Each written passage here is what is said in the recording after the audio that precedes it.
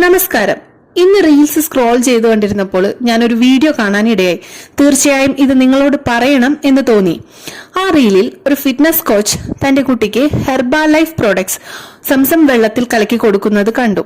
അത് ഒരു നവജാത ശിശുവിന് ആദ്യമായിട്ടാണ് അവര് ആ കുട്ടിക്ക് കൊടുക്കുന്നത്.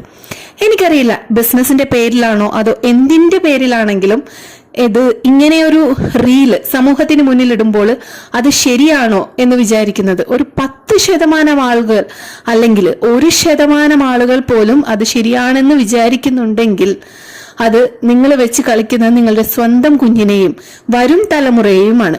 ഓക്കെ, നിങ്ങൾക്ക് എന്ത് വേണമെങ്കിലും എടുത്ത് കഴിച്ചോ, പക്ഷേ നിങ്ങളുടെ കുഞ്ഞിന് ജനിച്ച വീണ ഉടനെ കൊടുക്കുന്നത് എന്തിനാണ്?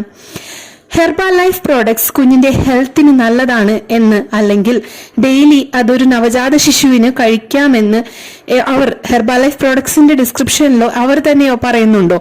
അല്ലെങ്കിൽ തന്നെ ഈ ഹെർബാ ലൈഫ് ഡൈനോ ഷേക്ക് 2 വയസ്സിന് മുകളിലുള്ള കുട്ടികൾക്ക് കൊടുക്കണം എന്നാണ് അവർ തന്നെ പറയുന്നത്. സ്വന്തം ബിസിനസിന് വേണ്ടി എന്തും പറയുന്ന ഒരു സമൂഹമായാണ് ഇപ്പോൾ മാറിക്കൊണ്ടിരിക്കുന്നത്. ഇങ്ങനത്തെ ഏത് ഫോർമുലയും, ഹെർബാ ലൈഫ് മാത്രമല്ല മറ്റേത് ന്യൂട്രീഷ്യസ് ഫോർമുലയും ഒരു ന്യൂ ബോൺ ബേബിക്ക് കൊടുക്കുകയാണെങ്കിൽ അതിലുള്ള പ്രിസർവേറ്റീവ്സ്, ആർട്ടിഫിഷ്യൽ സ്വീറ്റ്നേഴ്സ്, അതുപോലെ തന്നെ ഡയറി പ്രോഡക്ട്സ്, ഇതൊക്കെ കൊണ്ട് കുട്ടിക്ക് അലർജി വരാനുള്ള സാധ്യതകളൊക്കെ വളരെ കൂടുതലാണ്. പിന്നെ ഒരു നവജാത ശിശുവിനെ അവരുടെ ആവശ്യത്തിലും അധികമായി വിറ്റാമിൻസോ മിനറൽസ്, പ്രോട്ടീൻസ് ഇതൊക്കെ ചെല്ലുകയാണെങ്കിൽ അവരുടെ ദഹന വ്യവസ്ഥ, പ്രത്യേകിച്ചും നവജാത ശിശുവിന്റെ ദഹന വ്യവസ്ഥ, ഡൈജസ്റ്റീവ് സിസ്റ്റം എന്ന് പറയുന്നത് ഇമ്മെച്യൂർ ഡൈജസ്റ്റീവ് സിസ്റ്റമാണ്. അതായത് പാകപ്പെടാത്ത ഒരു ദഹന വ്യവസ്ഥയാണ് ആ കുട്ടികൾക്കുള്ളത്.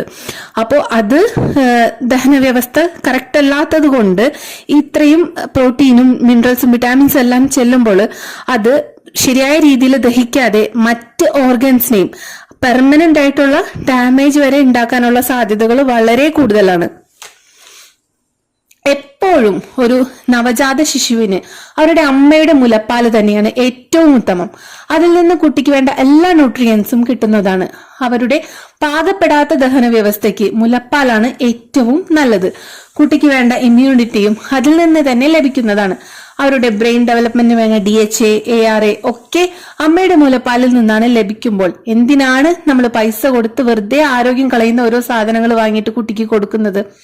അതുപോലെ തന്നെ കുട്ടിയുടെ എല്ലുകളുടെ ബലം, മറ്റ് അസുഖങ്ങൾ വരാതിരിക്കാനും ഒരു നവജാത ശിശുവിന് ജനിച്ച ഉടനെ ഒരു 6 മാസമെങ്കിലും തീർച്ചയായും മുലപ്പാല് കൊടുത്തിരിക്കണം.